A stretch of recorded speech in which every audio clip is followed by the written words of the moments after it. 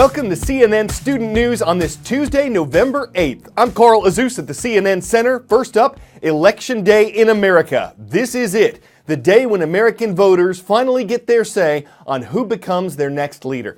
They're also voting for all U.S. representatives and about a third of U.S. senators, as well as state and local officials. But the spotlight is on Republican presidential nominee Donald Trump and Democratic presidential nominee Hillary Clinton, one of whom is certain to take the Oval Office. Several recent national polls indicated that Clinton had a slight advantage of between 3 to 4 percentage points among likely voters. This is a close race, and both candidates have a path to victory. Voters won't be directly choosing their president. What they're doing is choosing electors to vote for them. The higher a state's population, the more electors it has.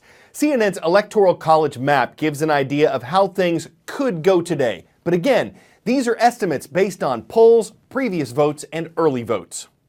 You have to say advantage Clinton as we head into these final hours, and this big national lead is why. 4 points for Secretary Clinton, 46 to 42% heading into the final weekend. In the national CNN poll of polls, that compares favorably. A better lead than President Obama had at this point in 2012. A bigger lead than George W. Bush had at this point in 2004, the last time Republicans won the presidency. National leads, though, don't always win presidential elections. We pick our president state by state. So you look at this map, and here's the question. In this frenetic final day, is there a path for Donald Trump? Well, let's start here. Hillary Clinton thinks with early voting she's going to get Nevada. If she does, that puts her over the top, 274 in our count. They also think in the Clinton campaign, again, this is a hypothetical scenario, they think they're going to win North Carolina, again, because of early voting. Trump campaign would push back, but let's give it to her just for the sake of this.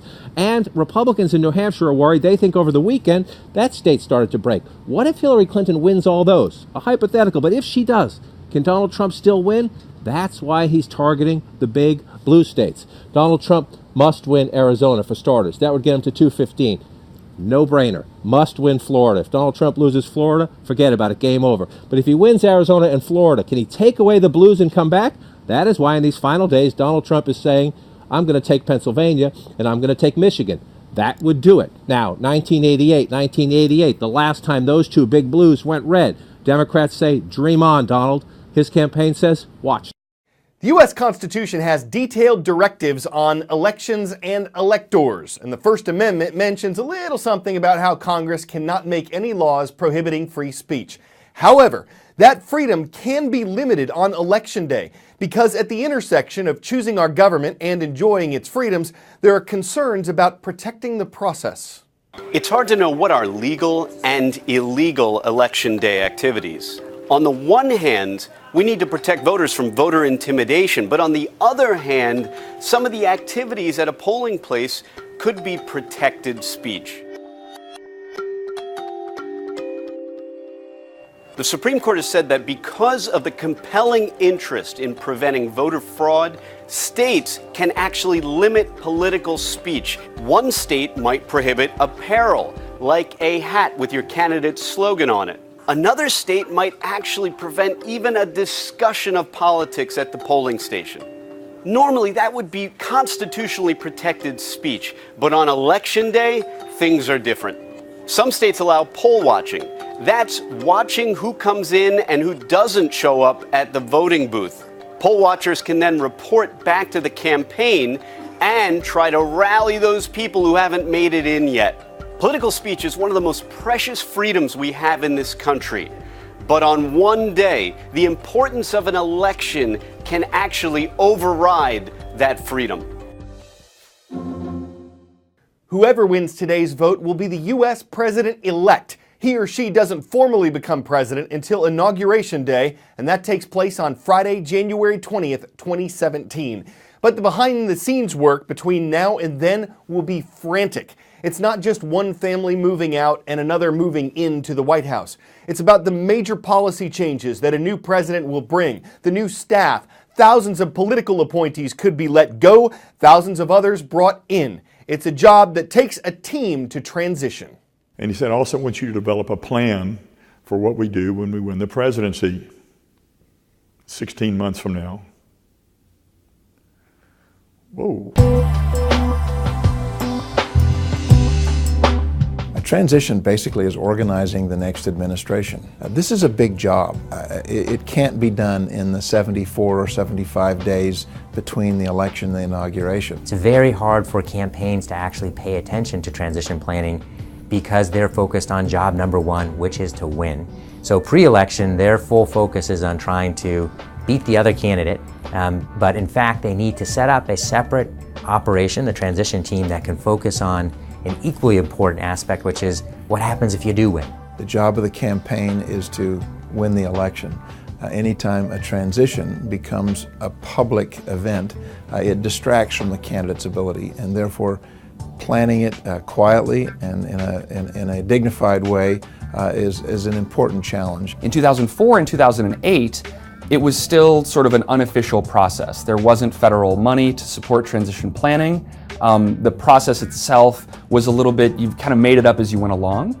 There were an incredible number of very, very talented people working on the process in those years, but it hadn't quite locked into the formal process that it is today. In a presidential administration, 3,000 to 4,000 political appointees will lose their jobs, will transition. And that's really the senior leadership of most of the federal government. You have to have 50, 75, maybe 100 people in place as quickly as possible, if not by February 1st, February 15th. The amount of time we had in 2008 was 77 days, and that's just not enough time to plan for a takeover of the largest organization in the world. Okay, next story today. Tens of thousands of demonstrators have been protesting in South Korea's capital. They want their leader to resign because they say she's corrupt. President Park Geun-hye became South Korea's first female president in 2013, but she's been accused of letting a close friend edit speeches and look at confidential documents, despite the fact that the friend, Choi Soon-sil, doesn't hold a position in South Korea's government. Choi's been accused of meddling in government policy and getting millions of dollars donated to her foundation because of her connection to President Park. The president's approval rating has dropped from 30% to 5%, and several government workers have resigned over the scandal. President Park has admitted giving some documents to Choi. She's apologized twice over the last 2 weeks, but she says she's not being controlled by anyone else. On November 14th, you could see a moon so super it can only be called extra super moon. Well, maybe not officially, but that's how NASA put it. Our natural satellite will be big, bold, and bright in the night sky. Supermoons generally appear about 14% bigger and 30% brighter than other full moons, but the one next Monday night will be the moon's biggest appearance since 1948. Why? Two main factors. One, the moon will be full. Two, it'll be at perigee, the point in its elliptical orbit when it's closest to Earth. The next time the moon could look this extra super won't be until 2034, but if you miss it Sunday or Monday, when it'll look best in North America and Europe, another supermoon, maybe not quite as super, but still super, is set to rise on December 14th. And that one could be bright enough to outshine a meteor shower that's expected at the same time. The National Football League's Dallas Cowboys aren't just winning games, they're winning the Mannequin Challenge. And it's not just a bunch of players sitting still on the plane. Check out Cole Beasley calmly getting shoved into an overhead compartment. Perfect.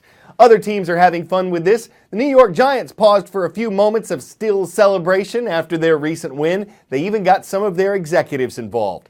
Because who wouldn't want to get in on the inaction? No one smart would call them dummies, and as long as they don't freeze up on the field, unless they're trying to ice the kicker, there's nothing illegal or offensive about it until you get to the point where you say, "Oh man, I can't stand it." I'm Carl Azuz. Join us tomorrow for in-depth election coverage.